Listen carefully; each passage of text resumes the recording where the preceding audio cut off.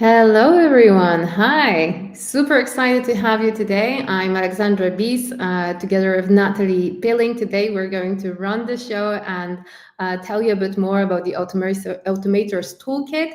Before we jump right into it, of course, first questions as always, please let us know in the chat where you're from, where you're writing, where are you watching this video at the moment at. And what's more important or super curious for us to know, do you have any experience with automation or no code? Have you been using it? Are you for now just maybe interested and slightly slowly exploring it, or maybe you're full on the automation and no code hype? So be sure to let us know in the chat. I hope that you can hear us well. So, hello again. Me, together with Natalie, we are the creators of NoCodeMakers. We're super excited today to have you here and show you the program itself and also all the magic that you can do with no code. We are the authors of the course, also called NoCodeMakers, that starts on the 5th of June. Yes, that's correct. If not, Natalie, let me know. But I think that that's exactly when we're starting. Super happy to see you all on the chat. I see that we have people from Lithuania, Poland, Macedonia, Austria. That's amazing. Hello, everyone, and welcome, welcome, welcome. Quick note today. I will be your host and running the show. So again, my name is Alexandra. I'm the co-founder of DRIT and NoCodeMakers. I'm also a digital designer with more than 10 years of experience. I'm super passionate about creating digital products and also growing design teams. So that's a big passion of mine. I used to do that in Warsaw, in Berlin, Oslo, with multiple types of projects from end-to-end within the end-to-end product design. And I'm also, as you probably figured out, super no-code. I'm passionate about no-code and also sharing this experience. So I can't also wait to share some of that knowledge with you. And I'm here today with Natalie. Hello, everyone. Welcome, welcome. It's great to see you from all across Europe and beyond. Makes me feel very much at home. I'm half Italian, half German, so living in Spain and Poland, so across borders. It's great to have you all here and to be here together. Thank you, Alexander, for taking a quick introduction. So a few words about myself. I'm Natalie. I'm the co-founder and lead instructor at NoCodeMakers, which, as Alexandra mentioned already, we are running together. NoCodeMakers is about to go into its 3rd edition, and we have already trained more than 300 people with the course in no-code and automation. Apart from NoCodeMakers, or actually NoCodeMakers is part of DRIT, of which I'm also a co-founder and board member, formerly co-CEO together with Alexandra until DRIT was acquired earlier this year by Women Go Tech. Personally, about me, I've been in the tech industry for more than 10 years and building products mostly with no code. So I'm a huge no code fan, enthusiast, passionate, and expert. I've been using no code tools for more than 5 years. So grown in the role together with the tools. And yes, so that's also why we've launched NoCodeMakers and why we're actually talking to you about no code, because we are, well, passionate about tools, but also with DRIT, the company behind NoCodeMakers. Alexander and I, we've been training for almost 7 years, thousands of people to enter the IT industry. So we have a lot of experience in teaching tech skills, and we also do that thanks to a huge no-code infrastructure. So we don't have almost any lines of code written to support all of our learners, and I was responsible for setting up the whole infrastructure. And this is also training our team. And this is what got me into no-code and what I would like to tell you about today, or where a lot of what I'm telling you about today is coming from. Thank you for the intro, Natalie. We're doing this live to help you decide that you definitely want to join the program, and this is a conscious decision on your end, not just a last-minute thing just because the clock is ticking. We want you to be certain about that. So we want to also show you how we're talking about no-go, how we're talking about automation, and why it's worth joining in. As Natalie mentioned before, we've trained several hundred people in no-code. We're one of the most recognized course in CE region on the topic. And as Natalie mentioned as well, we've been training people in acquiring tech skills for over 7 years now, which is crazy when I think about that. So again, doing this live to help you decide if this program is for you. And of course, you can ask your questions during the webinar, but we also have a dedicated Q&A session at the very end. Okay, so let's get into it. As you might know, or maybe you have experienced it, we are all drowning in never-ending tasks, ever-expanding to-do lists, and basically manual work is usually holding us back. And it's quite honestly quite frustrating when thinking about that.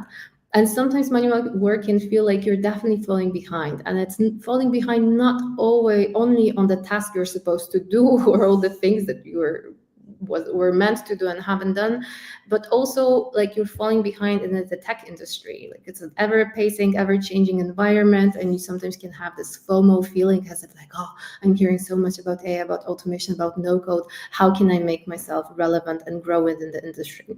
So we want to show you that the solution is the no-code automation, and we also want to debunk some myths about that. So it's definitely not black magic. It's definitely not a luxury. Actually, how you can think about that is as a multiplier. So again, as Natalie mentioned, we've managed to create programs for thousands of people with a very small team, exactly because we managed to leverage the magic, let's say, all the opportunities that no-code and automation gives us. So this is what we want to dive into today. But Natalie, maybe you have a different opinion, although I think I know the answer to this question. Is no-code black magic, and is it only for tech people?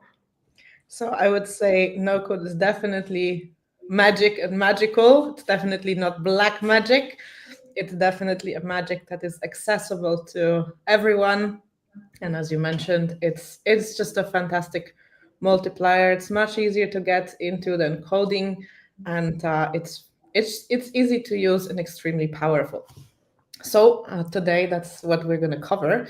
But before we go into that, and before I quickly give you a run through what we're going to talk about, I want to ask a question to you. To you all. We know where you're from, so this is great. We got to know each other a little bit, so now I'm actually curious, what are things in your daily job that you've thought about automating, or that you feel like, oh, damn, this is taking me so much time, I'd really like to automate that?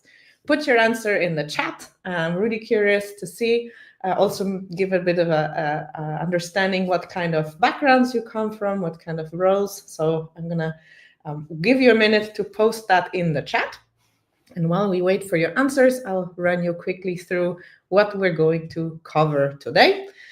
First of all, we are going to talk about no-code automation tools and how you can use them. Specifically, we're going to cover 5 tools. Then we're going to have our special guest, Natalia Nitarska, who is using automation and no-code in practice, and we're going to have a short discussion with her and sharing her perspective. Well, there's this toolkit, so how does she really use it? So it's not just coming from Alexandra and me, but you can see some more use of no-code in action. Quick steps about what and how you can automate. A few details about NoCodeMakers 2.0, so the cohort starting soon. And then, as mentioned, there is time for Q&A and for your questions. Don't wait till the end, though. Post your questions in the chat. Alexandra is keeping track of them. So whenever you have a question, just post it there. Okay, so let's have a look at your answers. We have Magda, who would like to automate communications. We have Victoria, who would like to automate documents, preparation, management, scheduling, communication. Let's see if we have some more inspired inspired guests. Well, you can keep posting. What I can say, document management from Irina, those are things that you can definitely do with no-code automation. In fact, this is something that we have been doing for a very long time. We're using no-code and automation, first very simple, and then building this out. So yeah, copying data from one file to another, very painful, very just manual work. So definitely Eiste and some general emails, very great ideas. And all of that is actually possible. And the great thing is that you don't need to be, first of all, an expert, and you don't need to have a huge toolkit to be able to do all of that in different tasks, different roles. So what I want to tell you about today are actually 5 must-know tools that can help you automate your work. And I'm going to cover 5 with a little star that actually even the first 3 are going to be a really awesome toolkit by themselves to even get started. And as you know, we're talking about no-code automation, so automation using no-code tools. You don't need to write a single line of code. So you don't need to be a coder, you don't need to be a developer, you don't need to know this. Does it help if you know it? Of course it helps, but you really don't need to know this.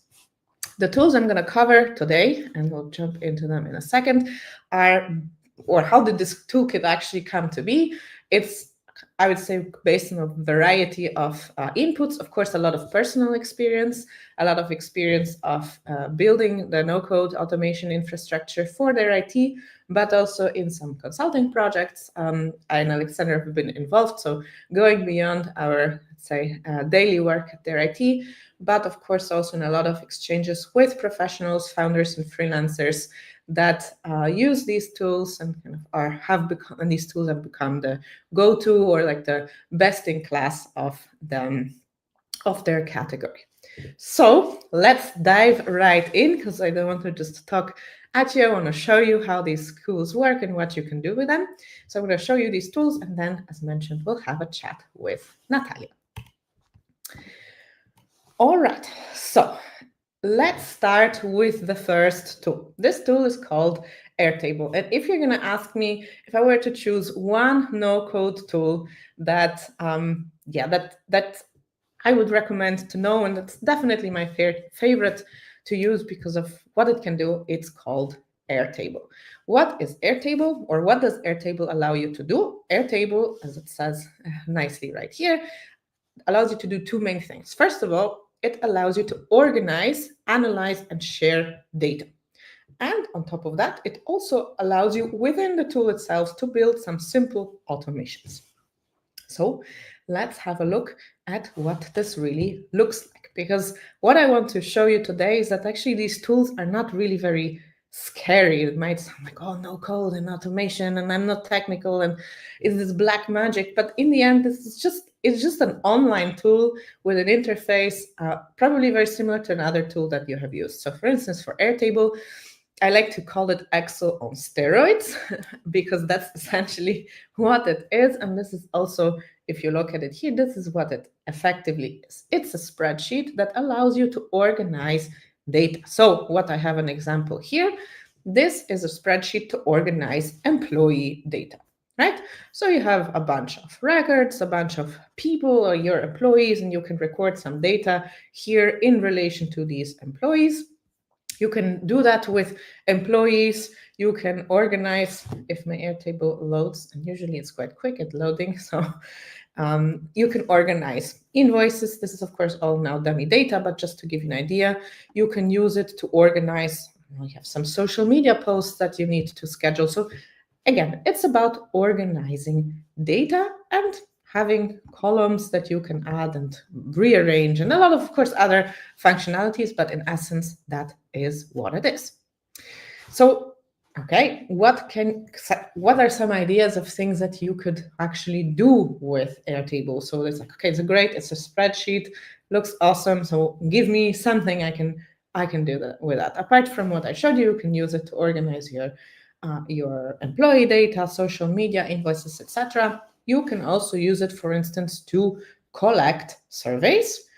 surveys is data, so you have actually a simple form attached to it that you can create with Airtable, and then you can collect this information and analyze it. You can have a look at payment data. We'll have a look in a moment at a payment tool, which allows you actually to get the payment, but Airtable also allows you to have a look at, well, all these payment records and compare and look at the data and have some follow-up information from there. You can have dashboards. So again, it's related to data. You want to share that data. One of the great functionalities of Airtable is that you can actually show this externally. And you can add some interactivity to it. You can add some buttons so that if you press the button, something else happens. So again, everything around data, but supercharged and super easy to use. So Airtable, definitely my favorite, I would say, and the most powerful. What comes next? The next tool, or actually it's a family of tools, I would rather call it.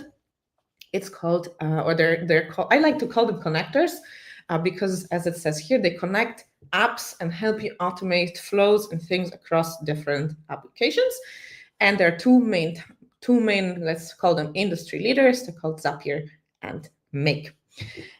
And what do they do? They're like glue. You can think of them like glue. So they allow you to connect, let's say, for instance, Airtable with other tools, or I don't know what tools you're using, MailChimp, because you're sending emails with another tool. So they're sitting in the middle to allow you to essentially build your no-code automation and move things and trigger things across tools. Again, sounds very complicated. This thing that sits in the middle and maybe very technical. It's pretty simple. They're actually, all of these tools are built with the idea of having a very simple user interface for you, for a non-developer. And this is, for instance, Zapier. So as I mentioned, there's Zapier and Make. They're the two industry leaders in that. This is Zapier, which essentially shows you a flow of automation. And it's just essentially a step-by-step process that you can build and implement. So this Zapier calls automation, it's called a zap. So this is a zap of 2 steps. So 2 things happen. And you can see here that, for instance, this zap is about Airtable, the Airtable app, and the Google Docs app. And specifically what this app does, it's going to make some of you happy. It allows you to create a document from a template, meaning that, let's say you have an employee contract, for instance, and you have some data somewhere in your spreadsheet or in your Airtable, and you want to fill in a contract with name and address and all this stuff. You don't have to do that manually, but with a magical click of a button, you can, thanks to this automation, fill in all that information in the document, and you can even build that out and send it out, etc. So that's essentially what Zap in Zapier does. It connects different tools.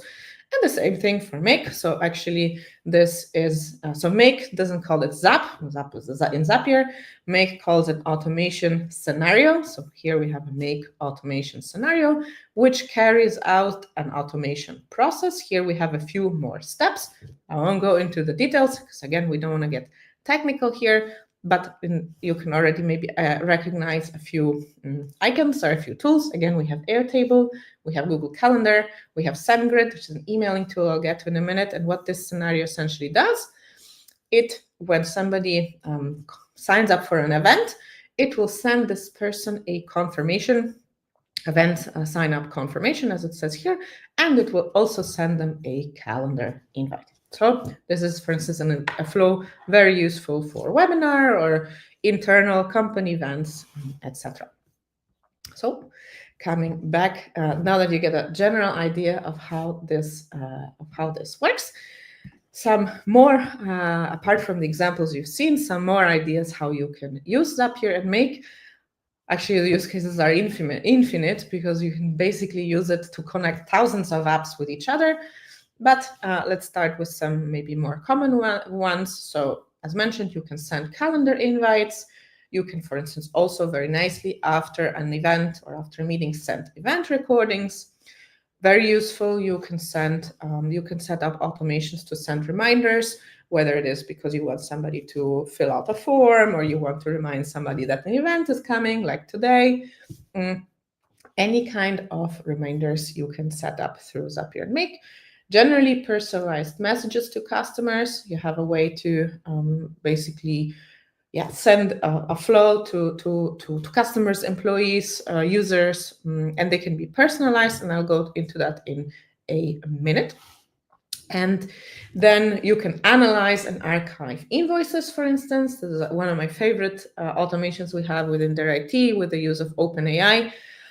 Collecting and putting together invoice information is always super painful. So we have this automation. I'm just sending an invoice, or it's actually forwarded from our inbox. It goes through the flow, and I get the information from the invoice in a spreadsheet, actually in Airtable, and this invoice is archived and put to a folder. So that's another thing that Zapier and Make allows you to do, because it's an interaction between different tools. And again, coming back to the topic of documents, because I know that's very painful, as you saw, it allows you also to generate documents based on templates and based on information stored somewhere else. Great. So we have, sorry, that's not what I wanted to do. So we have a place we store our data. We now have a tool that allows us to kind of connect this data or connect one of our apps to something else. One of the things that we spend a lot of time doing in our jobs, probably most of us, is sending out communication. And most of that communication is email communication. So one of the other tools, and the third tool in the toolkit that I call the must-have toolkit, is the tool called SendGrid, which I also already briefly mentioned before. What SendGrid does is it allows you to send marketing emails, transactional emails. So emails that are marketing emails are more like, let's say, newsletters.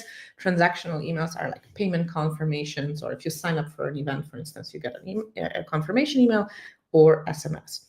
So SendGrid allows you to essentially communicate with someone, user, customer, employee, through these two channels, based on some templates.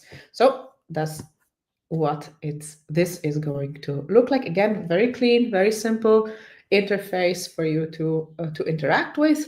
Of course, all of these tools can get super complex and have a lot of different options, but in essence, you can really start in a very simple way.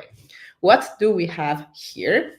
This is actually related to the Zapier Zap we talked about before. So if you remember, this is a Zap where we want to create a contract and send a new contract to a new joiner, to an employee. So we generated this contract through Zapier, and now we want to send it through SendGrid. So if you'll see here, hi, first name. So this is this kind of dynamic field that allows you to create essentially personalized emails, but on a template basis. We're thrilled that you will be joining the NoCodeSurfers team. By the way, NoCodeSurfers, this is the project that we are building as part of the NoCodeMakers course, as a way to show you in a very practical example how you can use automation. So we're thrilled that you'll join the NoCodeSurfers team as and then there's a role. Please review the contract draft and let us know if everything is okay. So that's essentially what we can send out to our users, and we don't have to do this manually. I know HR does this, but again, you can use this for customers, you can use this for any other use case. And to just complete what we were talking about before, if you remember, we had this scenario in Make to confirm event sign up. So we said, okay, if somebody signs up, we want to send them an email in SendGrid confirming their sign up. So this is essentially the email that is being sent through that automation. So here we have the subject line, sign up confirmation. Thank you for signing up to the event. The event is taking place, and all the places that you see this funny, sort of, we call it handlebar text. This is where you can put dynamic data that is being filled in for every, let's say, for every send out of an email, but not manually. So you don't need to fill that in manually, but the automation does that for you. Okay, so we've had a look at a few, well, you saw the examples here for SendGrid, so some more ideas on how you can use SendGrid. You can, of course, use it for broader marketing campaigns. Of course, although I would add here a little star, because in that case, SendGrid has a lot of other uses, so MailChimp, MailerLite, you name it, there's a lot of different marketing tools.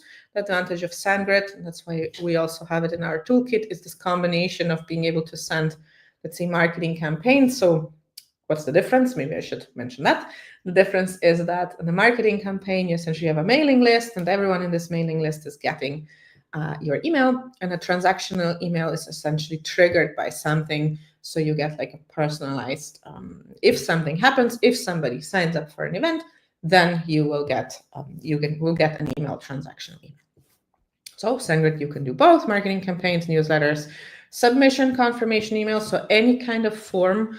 It can be an application form. Again, we have plenty of application forms for their IT, for their IT programs. But maybe you're in HR and you want to build a simple applicant tracking system, so for people who apply, or any kind of actually place where somebody is submitting a form.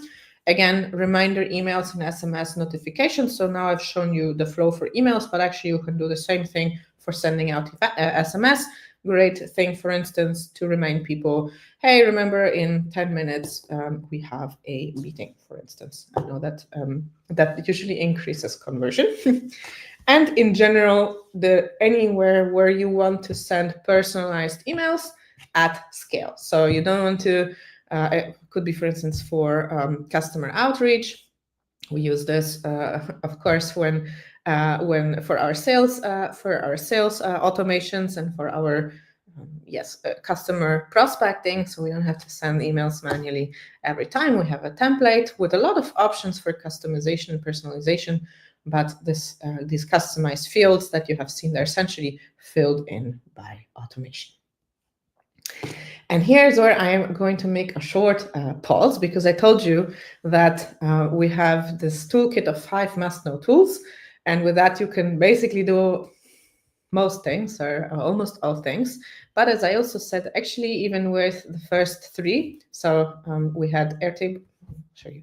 If you remember, we had Airtable, so we have a place where we store data. We have Zapier and Make, which is the place where we kind of put all of these different tools together, and we have SendGrid, where all this information can be propagated outside, because a lot of our manual work is often communication, as mentioned.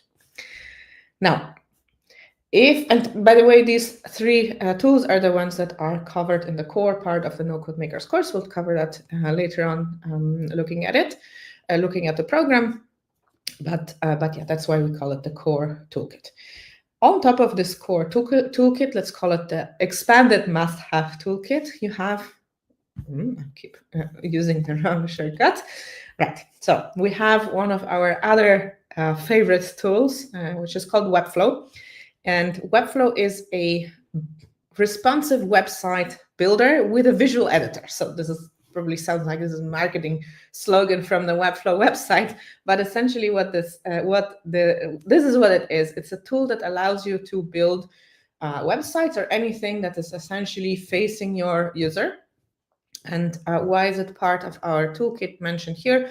Because it's the part that allows you to kind of bring a more to the world, or like bring a connection to the outside world. Of course, you can do some of the things without Webflow. You have a lot of options to share things with Airtable, but it's a little bit, with Webflow, you can just make it nicer. You can customize that. So maybe let's have a look. And the example I actually have here for you is the NoCodeMakers website, because this was also built in Webflow, as all of our websites are built. And now I see that I was losing access to the build option. I don't know why. Somebody is logged into our, well, doesn't matter. In essence, what we have here is a site builder. So this is a place that you can build a website, different elements. You can you can essentially personalize completely to your liking without having to code that. You have basically building blocks you have building blocks that you can work with, and that you can. And again, when we started to work this, I've done some coding myself, but I know Alexandra, she's actually our Webflow wizard, so she'll be able to tell you really don't need to code to know how to do that. And the great thing about Webflow is that you can very nicely integrate it thanks to Make and Zapier. Actually, I don't have the scenarios here, but through Make and Zapier, you have ways to integrate essentially Webflow with, for instance, Airtable and other tools, which is the big difference of Webflow versus Framer, Wix, the other website builders. That Webflow is a great tool to build your responsive site, and it gives you this option to connect your front end with your automations. Why is that? Why may you want to do that, or why is that useful? Again, coming back to the use cases, of course, use it just as a static site. So you may want to build your digital page, or just your digital page, but then maybe you want to make it your storefront. So you want to actually include some payments in it. So of course you need to add that to Webflow, but then you need to have the whole kind of back automations that handle your payments and your communication with your customer, handling your orders, making sure that you're actually keeping track of what has been ordered and what you need to send. So Webflow really allows you to do that. Great other use cases for Webflow, apart from just showing information, are to show some contact forms. And you can also embed, for instance, Calendly as a way to have a direct way of scheduling information on the website. You can have listings, blogs, projects for your portfolio. So basically anything where you want to show a bunch of information that is kind of repetitive, but like the same type of information, but shown kind of multiple.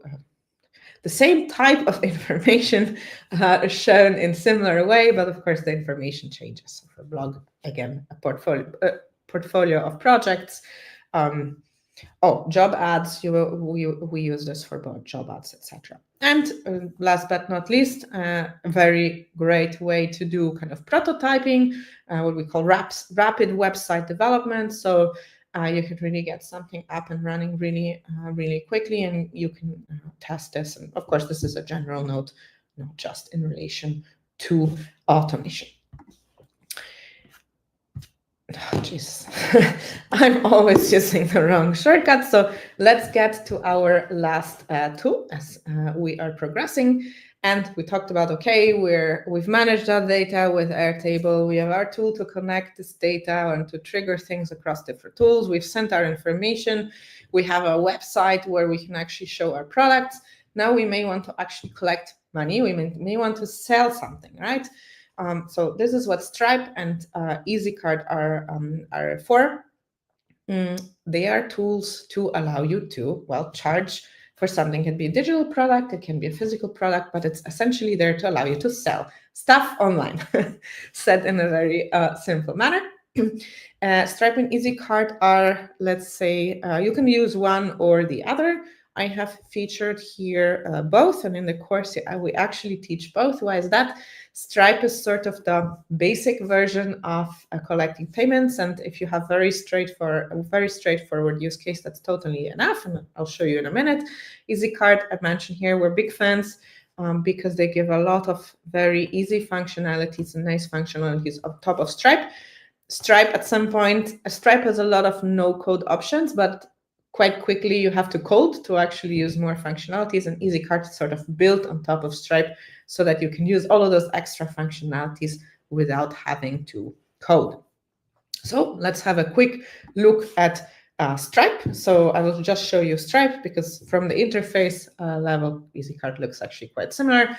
And again, we have an interface that we can, of course, navigate. You have some products that you can create. These are all products that you will be able to sell online. For instance, these are all the products that we have created for the course or that are sold, let's say, in the project that we are building in the course. So you can personalize your product, you can set the prices, etc. And then, of course, you can also always keep track of transactions and this is, of course, a dummy account, so you can see when transactions are made, and keep track of that. So here, I think the use case is very clear and simple. So using this kind of tool, you can process payments, you can manage payment communication. So actually, EasyCart is really nice options for that. So you don't have to think about sending payment confirmation, or if you have subscription, you don't have to give your user sort of think about sending a user reminder that the subscription is coming up, etc. So you have these automations. You have a nice user panel. You can use it for instance, distributing online or digital assets. So it could be ebooks, it could be design kits, it could be a lot of different things. And it allows you to also charge for your services or for your products in installments. Actually, these tools kind of do this as a standalone, but of course they're much more powerful if you can connect them with your other parts of your system, so that, as mentioned, you can track this user information, keep track of who actually bought. If you have a physical product, you might have to do something to send it out, etc. So that's say the last part of the toolkit that allows you to interact with your customers and charge for services and products.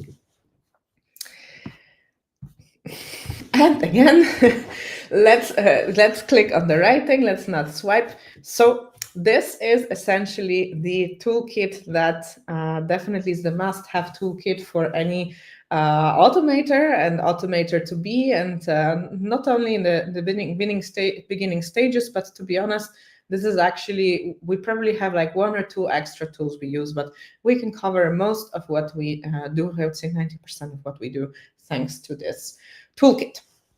Now, I would like to ask Natalia to the stage. Hi, Natalia. Hi.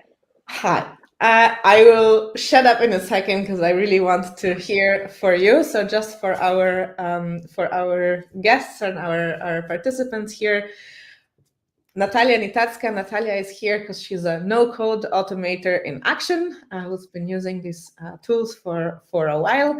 And we would like to hear from you a little bit more about what it's like from your perspective of using these tools in your daily job. Before we go there, maybe if you could quickly introduce yourself, what do you do and how do you use automation in your job? Of course. For the introduction, I'll just say hi to everyone and say that I'm very happy that I can be here once again and like share my experience and recommend the course to everyone here, because I think that this was the most like the biggest game changer for the last year. So from day to day, I work at the AJH University's Career Center. I am the mentoring program coordinator and also a digital web designer. I manage the program, and I also do stuff like forms, websites, and this kind of stuff. Great. So maybe can you tell us what got you started to using no-code automation? The first tools that I used were website builders, because I started as a web designer. So I wanted to be able to build websites from start to finish just by myself. But with the no-code tools, I started with Airtable. I got interested in Airtable because I just knew that it was something bigger than a spreadsheet. So I just got interested in that. I was wondering how it makes all of the automations possible. And to this day, I'm building many automations in Airtable. So yeah, the idea of the spreadsheet on steroids, as you said, really caught me. Yeah, I think I remember I first started using Airtable as well. That was my entry point to automation with no code. And if I think about how I started using it, it was mostly spreadsheet, simple, and then from there it grew into this whole thing. So, what was kind of the first real use case for automation, or like what problem were you trying to solve? Like, what you said, okay, you were using website builders, so you know that. So then you got into Airtable. Like, why Airtable, and what were you trying to solve with Airtable? So the first thing for sure was the email communication, because that was the biggest game changer also. But the second thing that I thought of maybe changing and automating was building sort of a database for customers and making customers, like giving them the chance to edit the database without them having to log in, because Airtable doesn't give them the possibility to log in the system. But with the twists and turns and pre-filled forms, I had the possibility to, share some link, and people could actually edit my database. So that was the starting point. Yeah, and I went further with that, and now I'm mostly automating the mentoring program. I've automated many processes. I managed to shorten the time of, I don't know, matching mentors with mentees from like 1 week to 1 day. This year I sat in front of the system that I designed. I did all of these things in like few hours, and I was like, okay, so I guess that's it. It's done. So basically, you're useless now. Yes. Yeah. Great. So is there an automation that you would say like you couldn't live without now? You were like, oh my God, how was I doing this before? Yes, it's for sure the emails, because I remember the times when I, manually sent like over 100 emails with separate links to everyone, to like every job for member, with the link that they can fill. And that was, I won't say horrible, but it was, the manual work that I just knew wasn't necessary. So yeah, the basic email automations for sure. Yeah. Yeah, I remember when we started with no code and we were introducing it in the team, and there was this question like, oh, but we'll automate everything and will not be necessary anymore. And there was always more things to be done, of course, but also this feeling that by every automation we built, there was a bad idea on how to make it better, how to make the experience better, not only for us internally, but for our users, for our customers. So did you have a similar feeling? Yes, and I also feel that I'm always needed, because those automations also not always work, and I know that I know the way to fix them, but I just, I'm just now okay with that they do not always work. But yeah, it just happens. It's still worth it, I think. But yeah. Yeah, as we like to say, fuck ups happen. Excuse the word. Fuck ups and errors happen. We've had a few. As well. We once accepted. Almost accepted 2,000 all 2,000 applicants to the program, meaning like almost all applicants got the email. They were accepted. It was of course a mistake. We managed to stop that. So these kind of things happen, or things breaking. But I would definitely put my signature that I would rather go for that than doing all of that manually. You're working in a context of course, you're not working on an island. You're not doing this mentoring program by yourself. So you're working in a team. You have a manager. Have you ever faced kind of any resistance or hesitation about this tool, and like how did you handle it? I should say that I didn't have like much convincing to do with my manager, because he was very attracted to the thought of, doing much more stuff and being able to do more and be more effective. So I didn't have much convincing to do with him, but for sure it was a bit harder with the team, because I work with a lot of different people, and I had to really be patient with them, show a lot of empathy, and offer not only like the basic training on the tools, but also like a little bit more of the individual help, ensure them that they can always reach out to me and ask. And I think that this went quite well. I feel that they're quite open. They're not ashamed that they don't know things, and I think that's the most important thing when you try to incorporate those automations in your work environment, in your company, to just be open and know that people won't be so quick to jump on them, because people simply like to do the things how they used to do them. So that's quite normal. Yeah. Do I remember correctly? You once said that in the beginning you're a bit of like your team member were a bit skeptical, and now they're like coming to you like, so what are we automating next, or with some ideas what to do next? Yeah, that's true. And when something pops up, they're like, can we actually automate that? And sometimes I just have to say, no, we actually have to.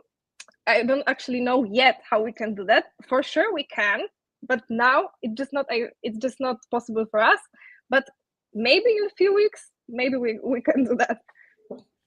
Yeah, that's great. So, I mean, again, you said you work in an environment, or I know you work in a university environment, so you for sure have a set of approved tools and like kind of compliance guidelines that you need to follow. So, also budgetary concerns. So how did you approach that to introduce something that I suppose wasn't used before? I'm sure there's a Microsoft suite or Google suite or something, but this is something quite different that probably a lot of people haven't heard about before. So yeah, how did you go about that? So when it comes to like the price, I just had to convince my manager to buy the subscriptions for the tools.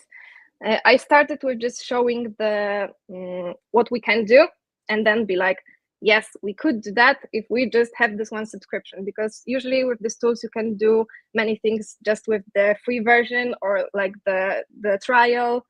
You can just use this time to build some like MVP and show it to your manager and try to convince him this is something we could do if we just pay, I don't know, a small amount of money when you compare it to the things that we can do without like, I don't know, employing a new person. So yeah, when it comes to the like security kind of stuff, I'm not an expert. I just had to make sure that my manager is okay with using those tools. I just know that most of the tools are GDPR compliant, so you shouldn't be too concerned about using them. They should all be okay, but you should always just check with your own company.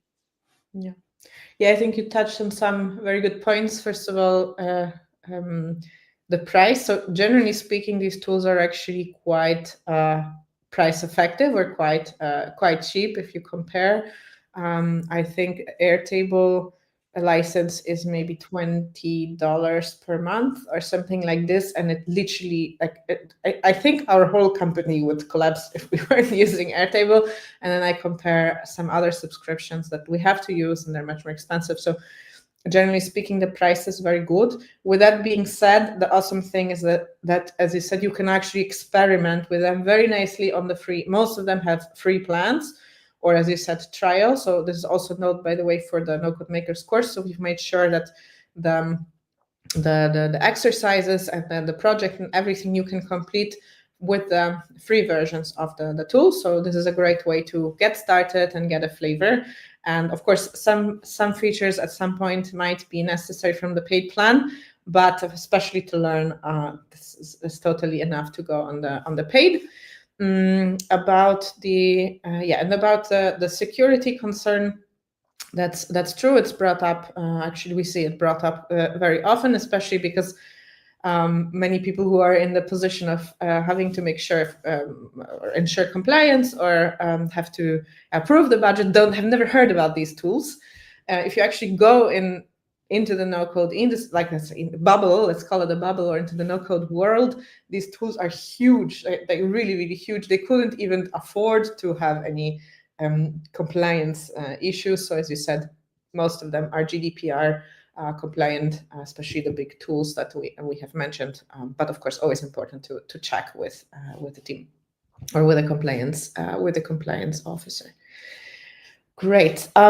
We are almost at the end of this part, but I just wanted to ask you, is there any tool? I know we talked about 5 main tools in the toolkit. Is there any tool that's not there that you would add, or you just say like, you know what, I'm just happy with this ones I got, or I even use just 2 of them and that's good for me? Yes, I'd say that I mostly use like Airtable and Make. And I have most automations set up in Airtable, to be honest, because after the course, I discovered how much I can actually do with it. and I'm quite impressed. I also use Make for like more complicated automations.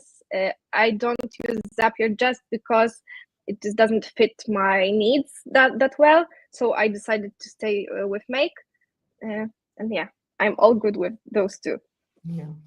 Yeah, that's true. We didn't touch about the automations you can do in Airtable, but you can do a lot of things. And to maybe conclude this, one of the very cool things is these tools are evolving very fast, and there are new things and new possibilities coming up every day. So we're often asked, so like, how can you do all of this without coding? And we said, yeah, when we started, we never thought we would be able to do this without coding. But as our needs expanded, also these tools expanded. And so here we are, and we are good with the tools we have. Great, Natalia. I think that I wasn't planning to kick you off the stage. Okay. Hello, welcome back. I was confused for a second. Great. So, last thing that you would like to add to our guests? Maybe just the thing that I didn't use during the course that I was attending, that the AI tools in all of those tools are really good now, and they are really helping me, because when you asked me about the tools that I use, I also thought about the AI options that are inside. I use them very frequently to check my scenarios when something doesn't work. Now I just can't imagine my work without them. So maybe that's like just the small thing for the end. Yeah, great. Thank you. That's a very, very good point. Great. Thank you, Natalia. Natalia will be back for our Q&A session, so you can also ask her questions, of course. So just to wrap everything up, you've heard about the tools, you've heard about kind of introducing this in action. So you might be curious, and your interest might be sparked. Like, okay, this sounds really awesome, and what you talk about makes sense. So how do I get started, and what can I do? And this question, of course, we get a lot and comes up all the time. How to get started? We recommend the 3-step process. It's very simple. First of all, the easiest thing to do is to choose a concrete example or situation that you have in your job or private life, or wherever you want to use automation. It's always easier to start something very concrete that you know and that you want to solve. Tips for where to look: it's very good to automate anything that you do very often and you do exactly the same thing very often. Anything where you have to avoid errors. So manual thing is, of course, always a potential for error. Automation helps you avoid that. Or any place where you want to kind of offer personalization, but you want to do it at scale, to a lot. So simplest things, like you want to send kind of emails to all of your customers, but you want to send a slightly different message, or you want to adjust the first name or so. Doing this manually is really a pain, but doing something like this with automation is very easy. So that's where you start. You choose a concrete pain point to solve.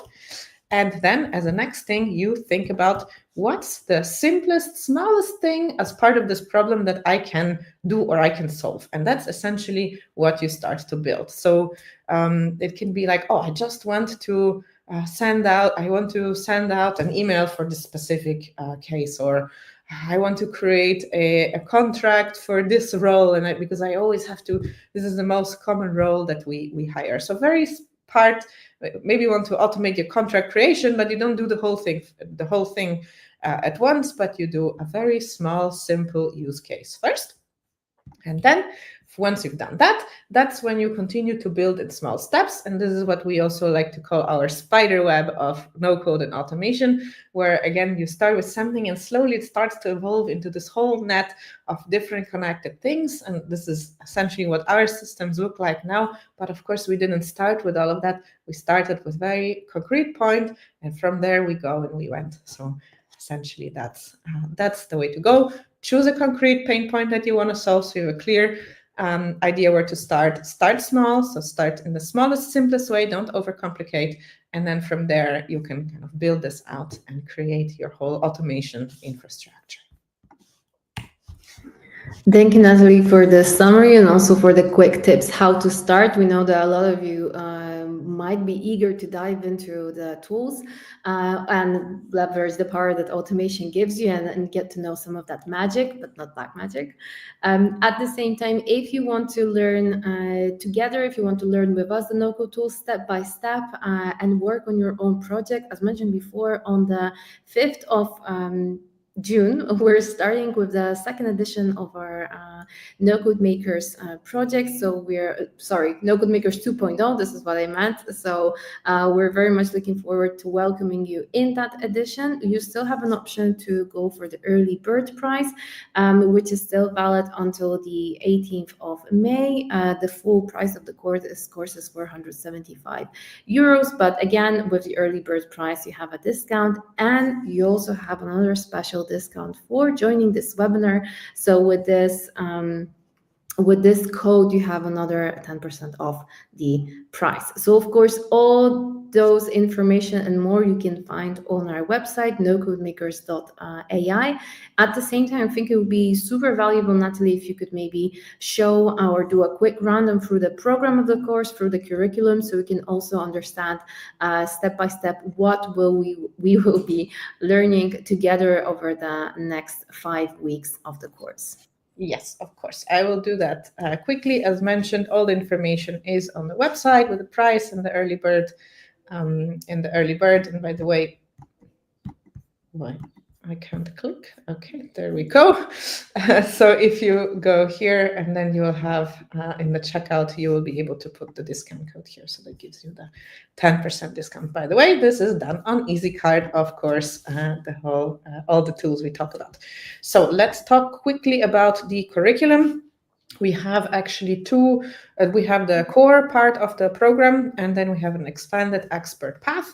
In the core part of the program consists of actually 5 weeks, 4 weeks, week 1, 2, 3, and 4, which are part where you will have lessons essentially about the no-code and automation tools. We are mostly going to focus on getting you set up with the understanding and the kind of basic, or maybe most important toolkit to then automate your own project. And that's essentially what week 5 is going to be about. I see here, this is already expert path, but you'll have 1 more week to work on your project. The main tools you'll learn in the basic path are, as you see here, Airtable, Zapier, Make, and SendGrid, somewhere down here. We'll have a bonus of OpenAI as well to add a bit of AI. And then we have the expanded path, which is the expert path, which adds another 2 weeks to the program, which are, if you really want to go, let's say, beyond the core of the Automator's toolkit. So you want to include Webflow and payments, as mentioned. So here you're going to learn about kind of going more in the direction of building, let's call them no-code solutions. So not just automations or system of automations, but more like products. So you can add a front end, proper front end to what you do, and of course also collect payments. Of course, all the information is here. You have the course schedule with when it starts and when you get your new lessons, etc. So that's I think what's worth mentioning here is also that you have a 14 days guarantee, of course, so you can join the course, see how it looks, get the feeling and understanding of how we're approaching working with it, and then basically decide if you want to continue. If you decide to resign, no question asked, and we will give you your money back. At the same time, you also have an option to pay the course or pay for the course with 2 0% installments. These installments don't go through the bank, so you have it doesn't influence your credit score. This is what I'm trying to say in so many words. And of course, if you would like to go for financing by the company, we have also created leaflets for your employees in different language versions, so you can also build a case within your company if you would like to use your development budget to do that. But maybe you want to go and do that course with a friend. As an example, we also offer group discounts, so if that's the case, also be sure to contact us via hello@NoCodeMakers.ai. All the informations are on the website, and we hope that this will also make it easier for you to join and enjoy the course and acquire new skills. And I completely forgot that, of course, you're not alone in doing all of this. So you, of course, have the lessons and the materials. They're all video lessons, but you, of course, have the community. So you'll be part of a platform with all the other learners where you can actively work on a daily basis with each other. There are also teaching assistants and Alexander and me who are there to help you if you're stuck or if you have questions. Once a week, we also have a live Q&A. It's a 1 hour session again with us where you can ask your questions directly or before, so we can talk that through. And yeah, so essentially you're not alone in learning. You can learn at your own pace, but you're not alone. And also don't worry about the project. Sounds crazy. Oh my God, I have to build my own automation project. You will definitely be able to do this by completing the lessons. And I promise it's really not so, it's not black magic, and I'm sure you can do it. Great. So I think it's time for questions. We actually had some questions already during the chat, so maybe let me dive right into it. One of the first questions appeared quite at the beginning of the presentation. It was basically about explaining the SendGrid element. So how do we actually personalize email if it is automated? So maybe if you could, Natalie, give your perspective on that. So it's personalized in the way that what you do is you keep certain data in a place. For this, in this case, let's say, for instance, we keep our data in Airtable. So here we have data of employees, as mentioned. So we have name and email, etc. And then we kind of use a tool like SendGrid, and we essentially fill in the data that we keep in Airtable. We fill it into each SendGrid sendout. So of course you need to, it's personalized through automation, or there's no manual work in the sense that you don't need to send every email manually. There is some work in setting up this data source, let's say, where this data is from for personalization. But again, also here, let's say, for instance, you want to send a personalized welcome onboarding email to new employee. So of course you may want to add their first name to the email. You will want to add their role for which they're joining, and you want to add that kind of maybe role name, date. So you have all of this information here. You can, of course, add this information here manually, but maybe you actually, when you take the same information from the application form of this person. So this person probably applied to your company, so they're somewhere in your system. So you don't need to add this manually. So this is essentially how the personalization works, that you need to always have a data source, of course. Ideally, you populate this data source in an automated way, or you kind of distribute that, and then that's what you use to personalize your communication or whatever else. Great. I hope that answers the question, Agnieszka. Oh, sorry, Victoria. But of course, if you have any additional questions, or if something wasn't clear, be sure to reach out to us, and Natalie will clarify that. We also had a series of questions from Anna, that is actually a Webflow developer, so she's already dabbling in the no-code magic.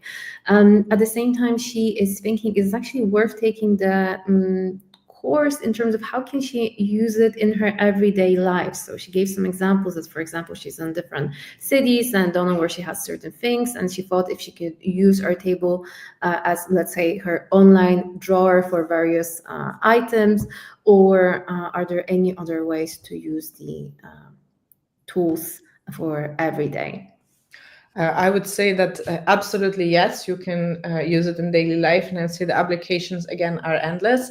From the top of my mind, I love this. One of our employees, she created a shopping list generator, like food shopping list, based on a certain set of recipes. So she had some simple recipes that she was cooking on a daily basis, let's say, and to facilitate her shopping list or her grocery shopping, she would have a set and say, okay, this week I plan to cook this, and this recipe, and based on what it's selected, all the ingredients necessary for this recipe would go into the shopping list.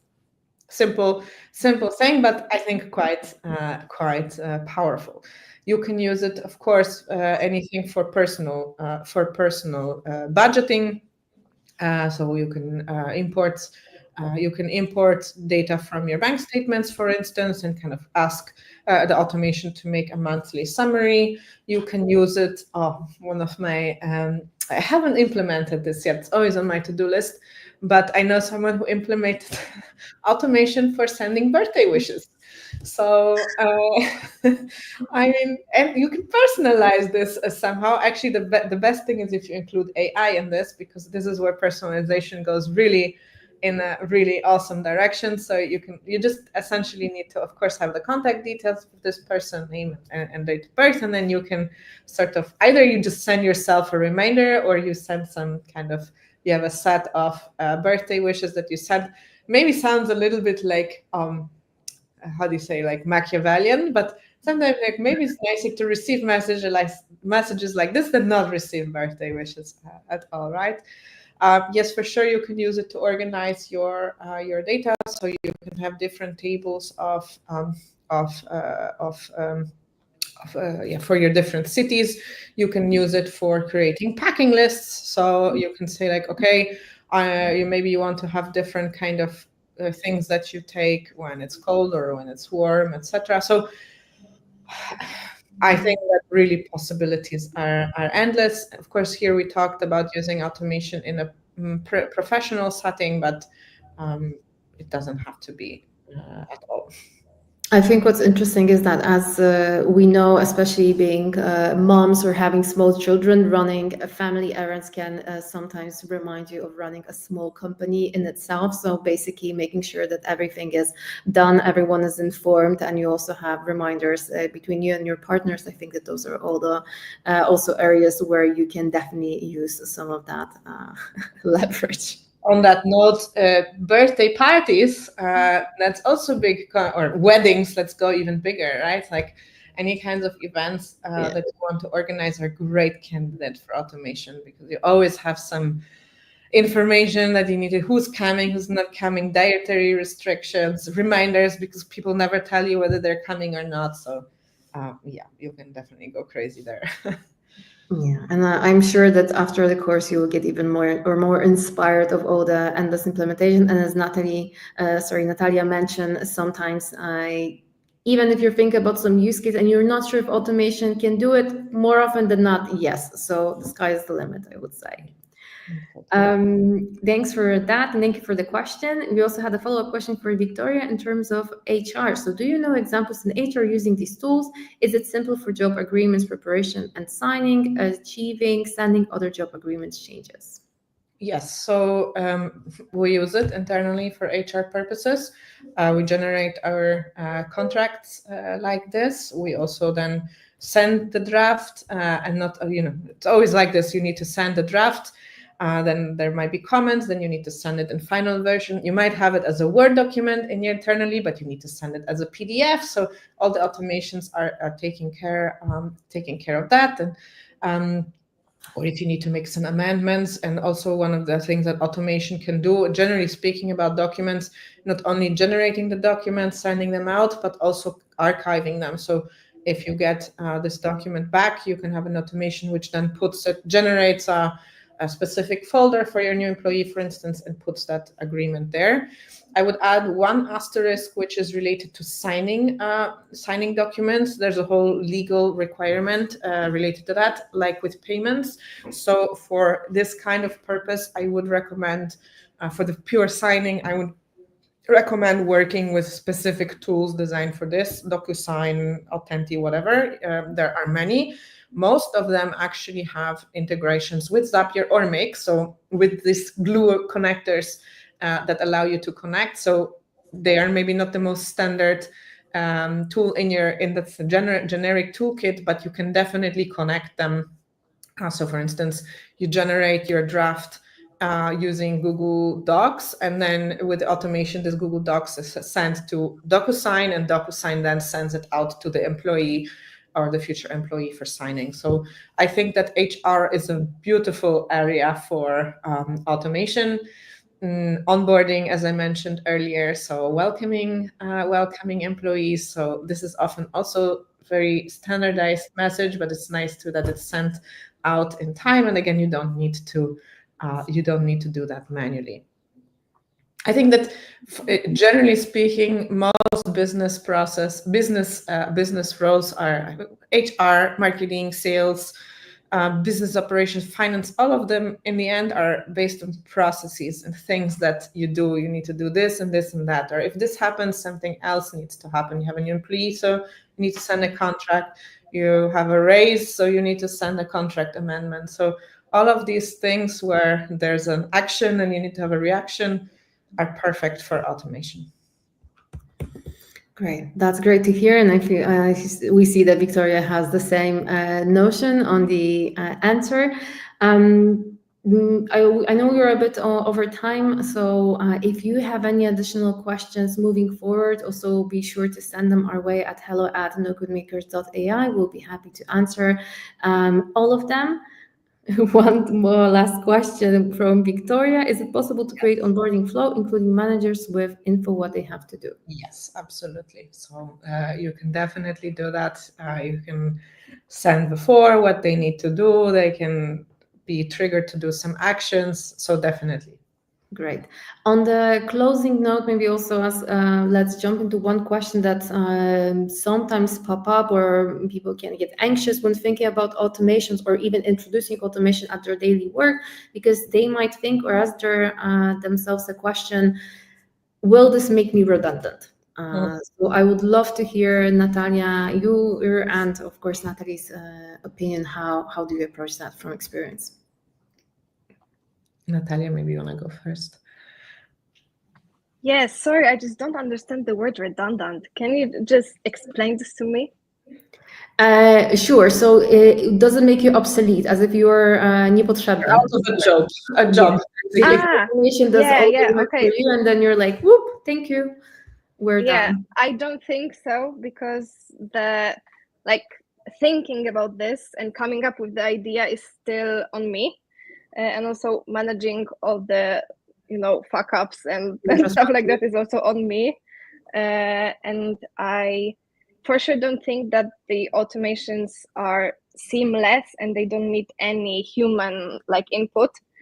So no, I don't think that they make me not feel needed at all. Yeah, I agree.